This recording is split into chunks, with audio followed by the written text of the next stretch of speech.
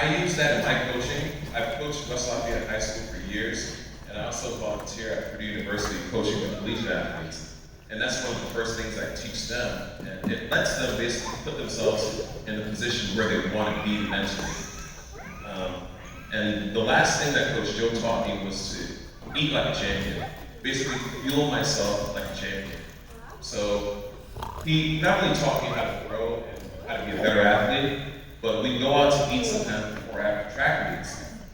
And Coach Joe would watch my choices and he'd give me some advice on what to eat to make sure that I perform better and just feel better. And some simple things like I had a sandwich and I put ranch dressing on it. He'd advise oil and vinegar instead. It's less calories, it makes me feel a little bit fresher for the next training session, for the next competition. So things like that, you're still enjoying food, but you can have food that's going to fuel your body even more. And that led me, I'm pretty sure, to some of my successes in high school. You know, throughout college, the 12 All-American finishes, the Big Ten championships. These are things that I use, and I still use today. So now I'm almost 300 pounds, but it's muscle because of the choices that I've made over the years. And I think you guys can do that too. Last but not least, this is actually the most important thing.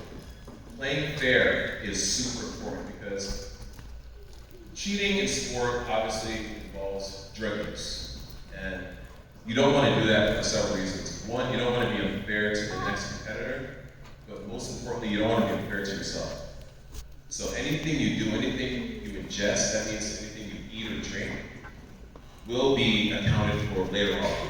So you don't want to take any kind of drugs that's performance-enhancing drugs or recreational drugs. And that's some of the alcohol and things that you've heard. You've heard just say no. That's something I live by. I'm lifelong drug and alcohol free.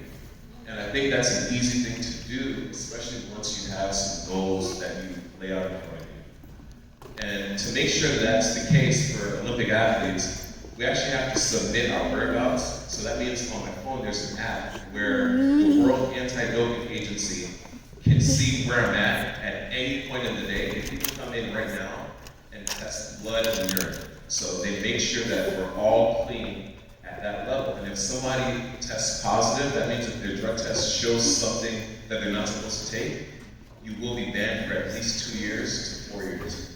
2 strikes and you're gone. And that ties back to good decision making because, as I mentioned earlier, I'm a coach. And there's an organization called Safe Sport. So if I get in trouble for taking something wrong or cheating during a competition, I'm literally not allowed to compete, officiate, or coach. So basically my life is ruined. And all I have to do to keep that from happening is make some healthy choices. So that's just a little bit about me. So, thanks for your time, guys. Yeah.